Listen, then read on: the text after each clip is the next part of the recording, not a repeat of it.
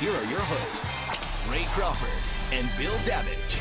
This is Blue Jackets Live, presented by your Central Ohio Toyota dealers. With back-to-back wins in hand, the Jackets return to play with a special guest in attendance as Commissioner Gary Bettman will watch the Blue Jackets and the Stars tonight.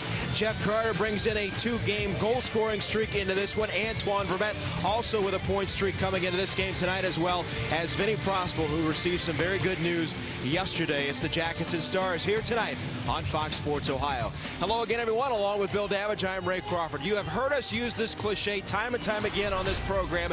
Your best players have to be your best players. Now, throughout the season, individually at times, some players have had good points during the season, but now you have the likes of Carter, Nash, Prospel, Vermette, all collectively on point streaks here, Bill. And no surprise then, this club's in position to win their third straight.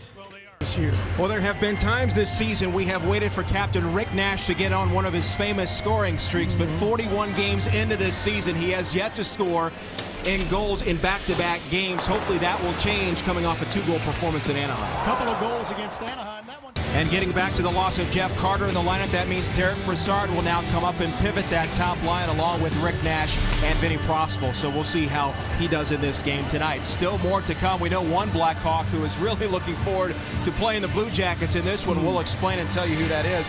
But up next, Jeff and Bill sit down with the new head coach, Todd Richards, our guest next, as Blue Jackets Live rolls on live from the Windy City. No fewer than 3 plays in this game reviewed in the Situation Room in Toronto, 2 of them involving James Wisniewski. Lyle Odeline, well-traveled throughout his playing career, but earned a much-deserved Stanley Cup championship in Montreal back in 1993. The next alumni night, number 3, comes up December the 18th when the Blue Jackets play host to the Dallas Stars. Everything was tilted toward the Blue Jackets' favor. They score first. More times than not, they win. They have a lead after the second period. They're undefeated. Well, they did score first. How about R.J. Umberger? A great odd man rush there, a great feed from Fenner Tootin. That made it 1-0 as he beat Brian Elliott. It would stay that way into the second period. And some pressure here applied by the Blue Jackets. Chris Clark pokes it free to Sammy Paulson and doesn't hesitate. He shoots and scores. That made it 2-0 Blue Jackets. You got the sense this team was playing like they should win this game. More insurance later. Christian Huselius to Rick Nash. He scores his team-leading 18th of the season. That made it 3-0, and a victory almost seemed certain. But then the Sens start to chip away a little bit. They pulled into Mike Fisher, scores his 11th of the year for Mr. Carey Underwood. That made it 3-1, and so they were within 2 goals here at the end of 2. Now, in the span of less than 2.5 minutes between the end of the second and here in the early part of the third, they made it a 1-goal game. Jesse Winchester to Nick Foligno, and he scores. That made it 3-2.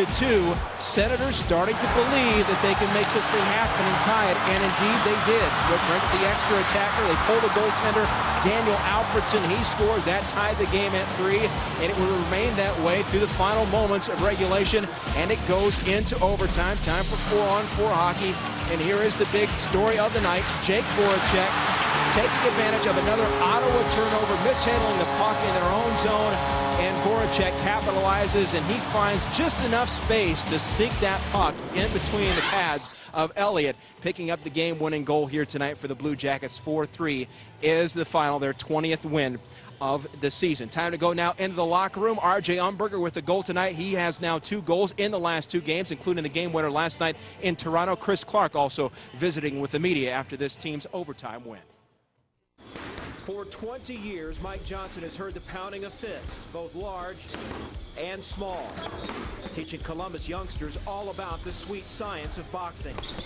He doesn't do it for fame or fortune, but to keep the sport alive and give kids an alternative to the streets. Boxing is my love, you know, it's my #1 love, you know.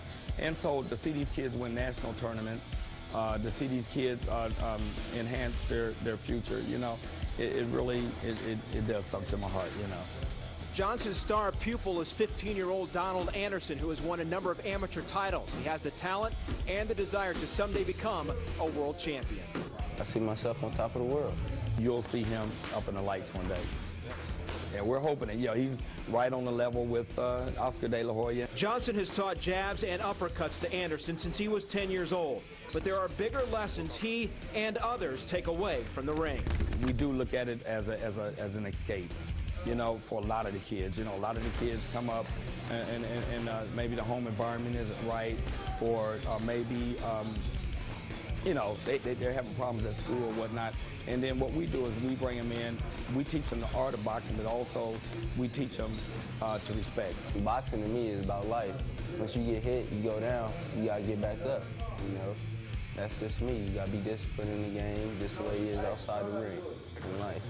Coach helps teach you that. Oh yeah, he stresses it every day, man. And it's that discipline and look of determination that could someday lead to stardom for Anderson and keep youngsters coming back to the gym at Blackburn Rec.